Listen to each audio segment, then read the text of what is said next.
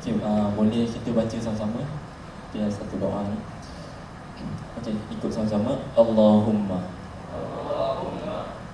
ikfini bihalalika an haramika wa aghnini bifadlika amman siwak. Okay, baik. Okay, terima kasih diucapkan kepada pengerusi majlis, Saudari Yasmin. Seterusnya yang berusaha Dekan Pusat Tamhidi, Profesor Madya Dr. Juliana Jumal, Timbalan Dekan Ustaz Nasir, seterusnya barisan penyelaras program, rakan-rakan staf akademik, staf pentadbiran, seterusnya yang diraikan, yang dikasihi adalah anak-anak lah. Saya gelarkan sebagai anak-anak walaupun muka hampir sebaya, okey, tetapi jiwa sebenarnya dah tua lah. Okey, baik. Alhamdulillah, sebenarnya saya masih lagi terkejut sebenarnya. Saya bukan penceramah utama sebenarnya.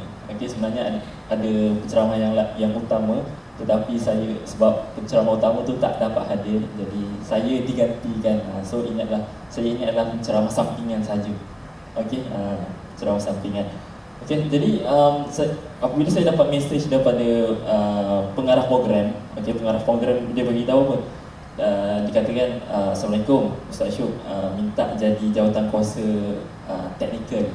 Okey, so itu yang pertama untuk program ni. Kemudian yang kedua minta jadi jawatan kuasa media. Okey, itu. Lepas tu saya cakap okeylah, insya-Allah saya boleh tolonglah. Okey, rupanya saya lupa, rupanya ada Seymour dekat bawah tu. Saya lupa nak tekan Seymour dekat situ. Bila saya tekan Seymour, rupanya ada yang nombor 3. Nombor 3 minta jadi pentazkirah. Saya cakap, Allah sudah, macam mana ni nak jadi pentazkirah. Seymour kan kalau WhatsApp terlampau panjang tu kan, dia ada Seymour dekat situ. Okey, jadi saya pun saya cakap cuba dahulukan yang lebih utama. Dekat Tamhidi ni ada penceramah, kita ada penceramah selebriti dekat Tamhidi ni, so boleh dahulukan. So dia tak nak juga, cakap penceramah tu dia minta saya untuk berikan perkongsian. Kalau situ saya cakap kalau tak boleh kita ambil orang luar. Okay, orang luar pun ada juga penceramah yang viral baru-baru ni, viral dekat TikTok, kemudian masuk dekat M-Star Online kan. Saya cakap itu pun okey juga, tak ada masalah. Datang boleh viral juga program kita ni. So dia cakap tak boleh juga. Okey, nak saya juga. Okey, jadi nak tak nak saya terpaksa berikan sedikit perkongsian, insya-Allah. Okey, dan apa yang saya nak sampaikan ini adalah mungkin perkara yang pernah dengar, benda yang berulang-ulang kali.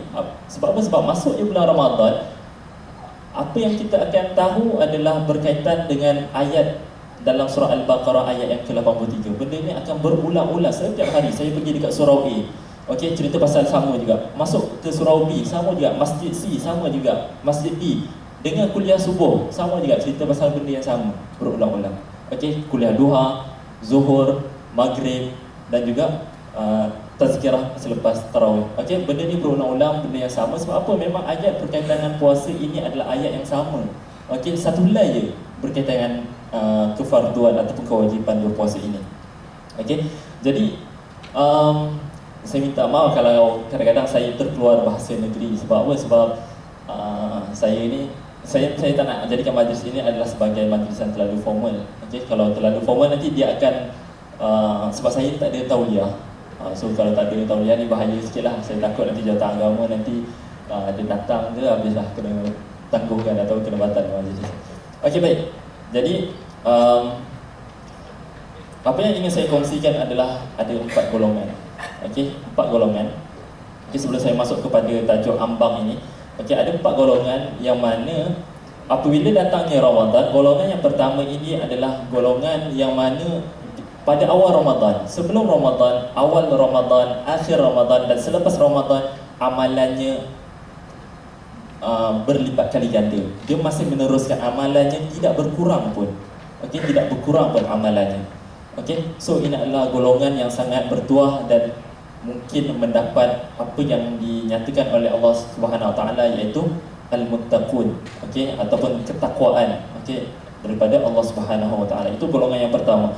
Golongan yang kedua ini adalah apabila awal Ramadan dia perlahan, dia slow saja. Okey, tetapi di akhir Ramadan dia mula start enjin dia, panaskan enjin, and then baru dia di speed. Okey, di sprint habis-habisan. Okey, untuk akhir Ramadan ini. So dia ni adalah pemburu malam Lailatul Qadar. Okey, mudah-mudahan kita juga tergolong antara golongan yang memburu malam Lailatul Qadar. Golongan yang ketiga ini adalah golongan yang paling bersemangat di awal Ramadan. Awal Ramadan, malam tarawih itu dialah orang pertama berada di saf awal, saf yang pertama. Jadi Bilal, subhanallah, subhanallah walhamdulillah wa la ilaha illallah wallahu akbar. Dia jadi orang yang pertama. So apabila berada di akhir Ramadan, hilang, entah ke mana. Okey, tak tahu mana orang tu pergi. Okey, so ini juga adalah orang yang dia bukan pemburu, dia terburu-buru. Okey, dia terburu-buru apa? Dia terburu-buru nak menyambut Syawal. Tak sabar. Okey, bila Syawal ni nak jatuh hari apa? Jumaat ke? Sabtu ke? Benda tak siap lagi ni. Lemang tak bakar lagi, baju tak siap, baju tak beli lagi, kuih tak buat lagi. Dia jadi terburu-buru benda tu. Okey. So moga-moga kita tidak tergolong dalam golongan-golongan yang seperti ini. Golongan yang terakhir sekali adalah golongan yang paling rugi. Okey, golongan yang paling rugi iaitu golongan yang mana sebelum Ramadan, okey, sebelum Ramadan dia adalah orang yang tidak mementingkan tentang amalan solat. Okey, amalan yang lain, sedekah pun dia kurang juga. Okey, kemudian masuk Ramadan sama je. Kemungkinan dia hanya berpuasa sahaja. Masuk akhir Ramadan tidak ada apa-apa perubahan. Apa yang dia tahu adalah kejapnya Ramadan ni, pejam celik dah berada dekat akhir Ramadan dah. Tak rasa apa-apa pun. Okey, padahal apa yang dirasa adalah kepenatan. Okey, lapar, haus, dahaga, itu sahaja. Dan selepas Ramadan sama juga, perangai dia masih tak berubah. So ini adalah golongan yang sangat rugi. Dan apa yang diaminkan oleh baginda sallallahu alaihi wasallam, okey, man adraka Ramadan falam yughfar lahu. Apabila tibanya Ramadan, berlalunya Ramadan, okey, tetapi dia tidak mendapat keampunan, maka celakalah orang tersebut. Okey, moga-moga kita dijauhi daripada sifat tersebut. Jadi tajuk yang diberikan kepada saya ini adalah berkaitan dengan ambang 10 malam Ramadan kan, ambang 10. Okey, ambang 10 malam. So kalau ambang ni maksudnya nak memasuki, okey, ataupun nak menghampiri 10 malam. Sepatutnya tajuk ni diberikan ataupun kita membuat perkongsian ini adalah pada 19 hari bulan ataupun pada 18 hari bulan kan. Kalau selalunya ambang ni macam di ambang kemerdekaan, sebelum kemerdekaan, di ambang tahun baru, di ambang Ramadan, sebelum Ramadan. Tetapi kita dah masuk dalam 10 yang terakhir ni. Jadi apa yang saya ingin sampaikan dekat sini adalah apabila turunnya ayat kewajipan tentang puasa ini. Okey, a'udzubillahi minasyaitanirrajim, ya ayyuhalladzina amanu kutiba alaikumusiyam. Sebelum turun ayat tentang kewajipan puasa ini, orang Yahudi Madinah ketika itu mereka ini berbangga. Okey, mereka ini berbangga dengan amalan ibadah puasa mereka. Okey, Nabi hanya berpuasa 3 hari sebulan, setiap bulan. Okey, apabila berhijrah ke Madinah. Kemudian mereka berkata kepada baginda sallallahu alaihi wasallam, orang Yahudi ini. Okey, mereka beritahu bahawa umat kamu ni, okey, tidak ada ibadah yang hebat macam kami. Kami berpuasa menahan lapar dan dahaga. Okey, kami berpuasa memperingati peristiwa tentang penyelamatan Nabi Musa daripada Firaun. Okey, yang mana apabila Nabi Musa terselamat daripada Firaun, Nabi Musa berpuasa pada 10 Muharram. Okey, sebagai tanda syukur kepada Allah Subhanahu Wa Taala. Jadi ketika itu apa baginda sallallahu alaihi wasallam bersabda? Baginda memberitahu bahawa umat aku lagi berhak untuk berpuasa pada hari itu. Maka Rasulullah pun berpuasa pada 10 Muharram. Okey, kemudian barulah turun ayat tentang kewajipan berpuasa tersebut. Okey, baik. Apabila turun ayat tentang kewajipan berpuasa ini, maka apa respon Rasulullah? Rasulullah bersabda dalam Sahih Bukhari ada, dalam Sahih Muslim, okey, bab yang ketiga, babu saum wal hajj.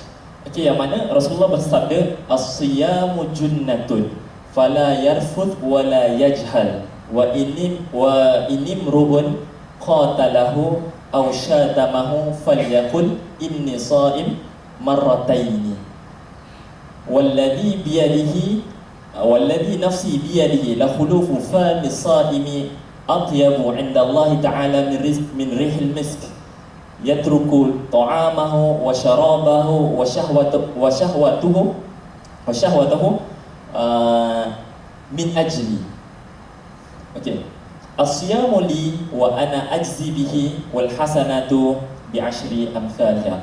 Okey, apabila selepas turun ayat ini, maka Rasulullah bersabda, as-siyamu junnatun. Okey, as-siyamu, perkataan as-siyamu ini dalam Al-Quran terdapat dinyatakan sebanyak 9 kali. Okey, 9 kali. Okey, perkataan as-siyam ini. Kemudian ada satu lagi perkataan yang sama sahaja maksudnya, iaitu as-sawm. Okey, boleh nampak? Okey, perkataan yang sama, as-siyam dan juga as-sawm. Okey, kedua-dua ini adalah perkataan yang sama. Okey, tidak ada perbezaan pun. Okey, la yaj'al farq. Okey, tetapi okey, ulama bahasa memberitahu bahawa kedua perkataan ini tidak ada perbezaan. Tetapi yang indahnya di dalam Al-Quran itu sendiri memberitahu bahawa okey, Allah menggunakan perkataan as-sawm satu ayat je. Okey, ada satu kalimah. Okey, berkaitan dengan as-sawm, kemudian kalimah as-siyam 9 kali penggunaannya. Okey, yang mana kalimah as-sawm adalah digunakan dalam surah Maryam. A'udzu billahi minasyaitonir rajim. Fakuli washrabi wa qarri 'aina fa imma tarayinna minal bashari ahadan faquli inni nadartu lirrahmani sawma falan ukallimal yawma insiya. Okey. Jadi apa yang dimaksudkan tentang as-sawm ini adalah ketika mana Allah berfirman kepada Sayyidatina Maryam, okey, makanlah, fakuli, makanlah. Nak makan buah tamar tu, goyang pohon tamar tu, goyang, kemudian makan. Washrabi, nak minum air, ambil air dekat situ minum. Wa qarri aina, dan juga bersenang-lenang. Okey, bersenang-lenang. Okey, tetapi apabila datang seseorang kepada engkau, okey, bertanyakan, menuduh engkau ini telah melakukan perbuatan keji, engkau ini telah berzina, maka katakan kepada orang tersebut, faquli inni nadartu lirrahmani sawma, aku bernazar, berpuasa untuk Tuhan yang Maha Pengasih. Okey, falan ukallimal yawma insiya, aku tidak akan berbicara dengan sesiapa pun. Jadi makna kalimah ini, as-sawm ini adalah menahan daripada berkata-kata. As-sawm ini digunakan oleh Allah Subhanahu Wa Taala menahan diri daripada berkata-kata. Adamu takallum atau adamul kalam ma'an nas.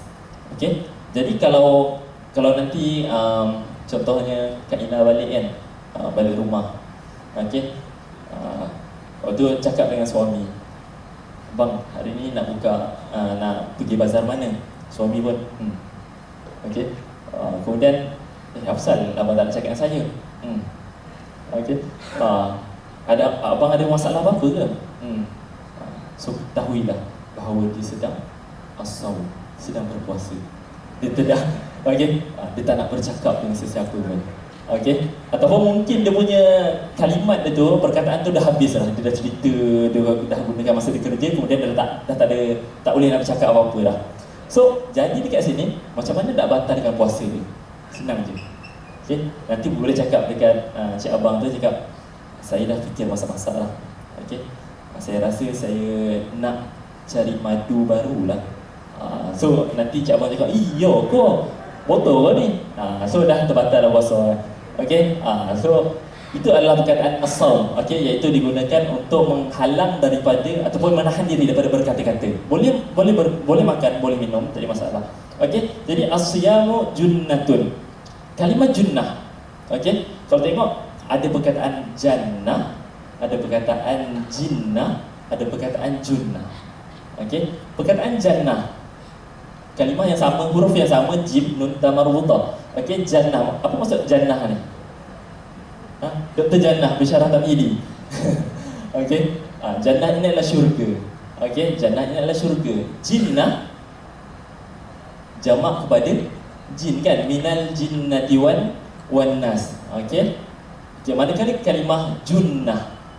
Junnah ini adalah perisai. Okey, perisai. Jadi keistimewaan puasa bagi umat baginda sallallahu alaihi wasallam adalah lebih istimewa berbanding dengan puasa orang-orang Yahudi. Yang mana puasa umat baginda sallallahu alaihi wasallam ini adalah junnah, sebagai perisai. Okey, menghalang daripada melakukan perkara-perkara yang bawa kepada dosa, yang membatalkan pahala ataupun yang membatalkan puasa. Okey, jadi kalimah junnah ini juga adalah menghalang diri daripada ataupun menghalang syaitan ataupun hawa nafsu daripada menggoda. Jadi itu adalah al-junnah, keistimewaan puasa bagi umat baginda sallallahu alaihi wasallam. Jadi seterusnya, yang kedua adalah saya masuk yang pada hadis yang ayat yang terakhir, iaitu wal hasanatu bi asyri amsalha. Okey, yang mana puasa bagi umat baginda ini adalah digandakan. Okey, setiap kebaikan yang dilakukan itu digandakan kepada 10. Okey, 10 ganjaran. Diberikan 10 ganjaran. Okey, apa yang kita tahu bahawa apabila seorang itu berpuasa, okey, dia akan digandakan amalannya ataupun digandakan ganjarannya. Begitu juga, okey, man qara'a harfan min kitabillah falahu hasanatun wal hasanatu bi asyri amsalha la aqulu alif lam mim harfun, okay, lakin alif harf, lam harf, mimun harf. Okey, jadi setiap huruf dalam Al-Quran pun digandakan sebanyak 10, okey, ganjaran. Okey, jadi jangan kita rasa cukup sangat hanya sekadar baca satu huruf dalam Al-Quran. Nun, sadaqallahul azim. Okey, cukuplah dapat 10 gandaan ataupun 10 ganjaran. Okey. Sekurang-kurangnya pada bulan Ramadan ini ialah kita cuba untuk mendapatkan ataupun kita cuba membolot segala pahala, segala ganjaran yang Allah telah berikan ataupun Allah telah tawarkan kepada kita. Okey, kita cuba untuk mengambil segala tawaran yang telah Allah berikan. Kemudian apabila seorang itu berinfak, okey, seperti mana dalam Al-Quran, okey, ganjaran bagi orang berinfak ini adalah 700 kali ganda. Okey, dalam Al-Quran menyebut mathalul ladina yunfiquna fi sabilillahi kamathali habbatin ambatat sab'a sanabila fi kulli sumbulatin mi'atu habbah. Okey, 700 kali ganda. Okey, bagi mereka yang menginfakkan harta kepada Allah Subhanahu Wa Taala, ke jalan Allah Subhanahu Wa Taala. Jadi kita jangan rasa harta kita ni akan berkurang. Okey, dan saya tahu masing-masing pun ada yang dah dapat bantuan Aidilfitriah 700, dapat 700 tu terus, okey, infakkan kepada jalan Allah fi sabilillah. Okey, tak mampu tak apa, okey, cukup 100 sahaja. Okey, tak boleh lagi nak beli baju raya untuk anak-anak. Okey, tak apa, tak mampu, boleh bagi 50 sahaja. Tak mampu lagi, bagi 10. Tak mampu, bagi RM1. Tak mampu lagi, bagi 10 sen je. Okey. Okey, jangan pandang rendah, pandang remeh pada orang yang memberikan 10 sen itu. Kerana apa? Kerana apabila dia memberikan 10 sen itu, ketahuilah keadaan dia dalam keadaan yang susah. Dia sukar, okey, berbanding dengan orang-orang yang memberikan wang yang banyak. Dia memberikan dalam keadaan yang tenang, dia memberikan dalam keadaan yang disenang, dalam keadaan yang senang. Maka Allah tak lihat pada nilai mata wang yang dia infakkan itu, tapi Allah melihat pada keikhlasan yang diberikan. Okey, so itu yang kedua. Okey, keistimewaan Ramadan ini adalah, yang pertama tadi adalah perisai, yang kedua ianya adalah dilipat kali gandakan, okey, ganjaran tersebut. Ketiga, okey, yang ketiga adalah istighfar, okey, memohon keampunan. Yang mana Ramadan ini Allah datangkan satu package full, okey, memohon keampunan. Man shama Ramadan imanan wa ihtisaban ghufira lahu ma taqaddama min dhanbi. Pada waktu pagi kita boleh memohon keampunan pada bila-bila masa. Okay, yang penting dengan penuh keimanan, dengan penuh pengharapan, mengharap keredaan Allah Subhanahu Wa Taala. Okey, pada waktu malam pun bezanya pada huruf sahaja, huruf sad dengan qaf. man qama Ramadan imanan wa ihtisaban ghufira lahu ma taqaddama min dhanbi. Okey, pada waktu malam pun kita boleh memohon keampunan. Tak ada waktu. Selalunya kalau waktu untuk kita memohon istighfar ini adalah pada waktu bila? Apabila kita menghadiri majlis ilmu. Okey, menghadiri majlis ilmu, okey, maka di situ malaikat akan memohon keampunan untuk kita. Apabila kita bangun pada waktu malam, okey, wa bi asharihum yastaghfirun, pada waktu sahur. Okey, sahar ni adalah waktu malam. Okey, di akhir malam sahar ni, iaitu kalau kita lihat al-lail ini adalah malam, start daripada lepas isyak sehingga sebelum sahar. Okey, jadi sahar ni adalah dalam lingkungan 30 minit sebelum subuh. Okey, ataupun dalam 1 jam sebelum subuh. Jadi dekat sini, okey, sahar ini dia adalah satu perbuatan. Kalau kita sebut sahur ini adalah perbuatan ataupun aktiviti. Okey, sahur ini adalah perbuatan ataupun aktiviti. Contoh kalau kita sebut makan sahur. Okey, makan sahur itu adalah sahur. Okey, aktiviti sahur, makan. Okey, bangun, mendirikan solat. Okey, pada waktu sahar itu dipanggil sahur juga. Okey, mengaji Al-Quran, tadarus pada waktu sahar itu dipanggil sahur juga. So kalau sebab masyarakat kita ni hanya faham sahur ini adalah makan sahaja. Okey, makan sahur. So sahur itu adalah sebenarnya adalah aktiviti ataupun perbuatan. Okey, sebab itulah sabda baginda sallallahu alaihi wasallam, tasahharu fa inna fi sahuri barakatan. Okey, bukan pada makanan tersebut, okey, tetapi pada perbuatan dia bersahur itu terdapat keberkatan. Okey, jadi waktu lain adalah waktu yang sangat panjang. Okey, lain ini adalah waktu malam, jamaknya adalah layali. So adik-beradik dia adalah lailu, laila, laili. So itu adalah adik-beradik dia. Okey, jadi kalau nak jadikan malam itu sangat istimewa, special. Okey, jadi just kita letak tamarbutah saja. Okey, so dia akan jadi lailah. So kalau lailah ini adalah yang istimewa. Okey, malam yang istimewa, lailah. Sebab itulah dalam Al-Quran Lailatul Qadri. Okey, Lailatul Qadri itu satu malam yang sangat istimewa, khusus. Lailatul Siyam, okey, dikhususkan pada waktu malam berpuasa. Lailatul Mubarakah, okey, pada waktu malam yang penuh barakah.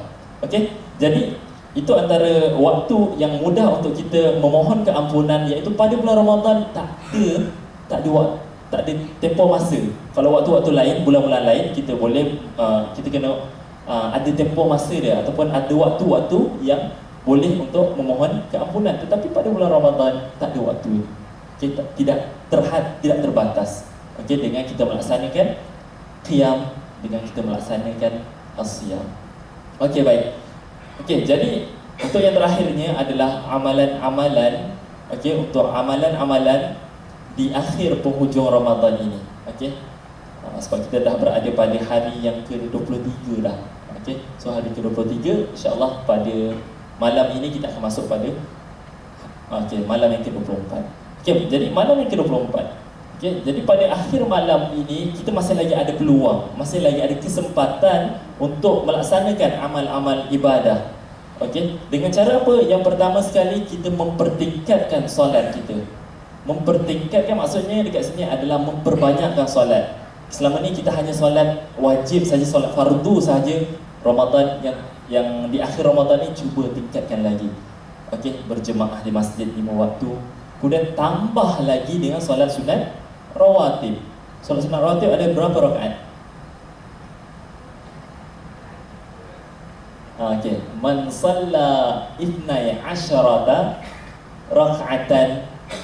Okey, apa hadis dia? Man shalla 12 raka'atan fi yaumin wa lailatin bunyat lahu bihinna baitun fil jannah. Okey, siapa yang mendirikan solat sunat 12 rakaat pagi sampai malam, maka dibina baginya satu rumah mahlika ini di syurga. Jadi sebelum subuh solat 2 rakaat sebelum subuh. Okey.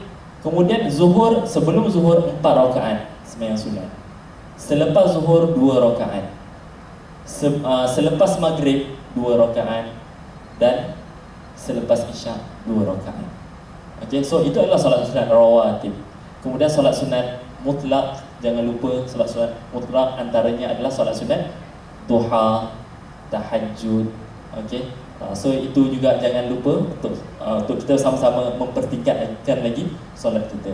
Okey, seterusnya amalan yang kedua adalah kita sentiasa berinteraksi dengan siapa?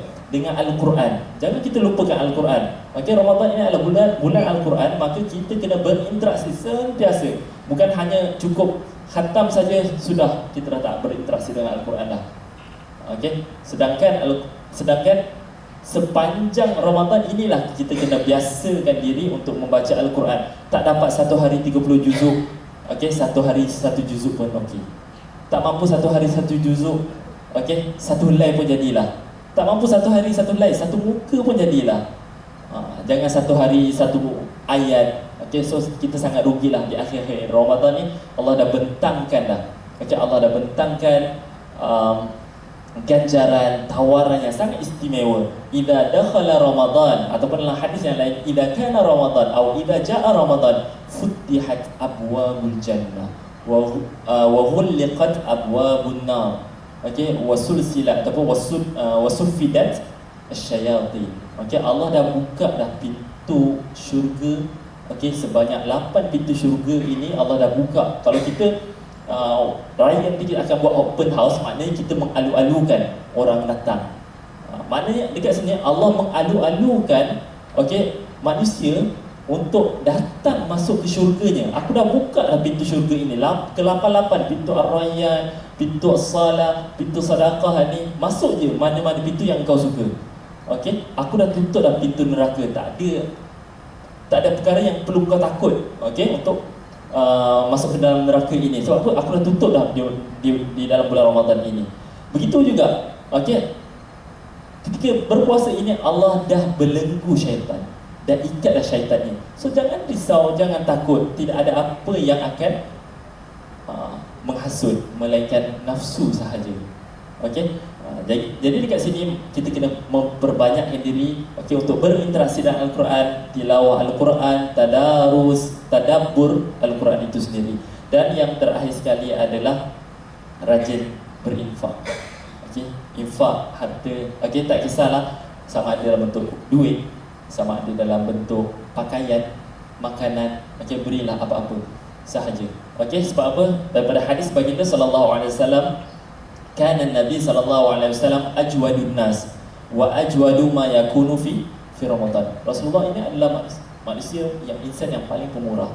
Dan pada bulan Ramadan Rasulullah akan menjadi lebih pemurah lagi. Maka di bulan Ramadan ini kita cuba istiqamah, okey, memberikan sedekah, infak, okey. Tak kisahlah apa-apa bentuk pun, tak kisahlah berapa nilai, yang penting kita teruskan beristiqamah dalam melakukan amalan tersebut. Jadi saya rasa itu saja kot untuk perkongsian kita atau perkongsian saya pada petang ini. So, saya minta maaf banyak sekiranya ada kesalahan, kesilapan ataupun benda yang dah pernah dengar dah.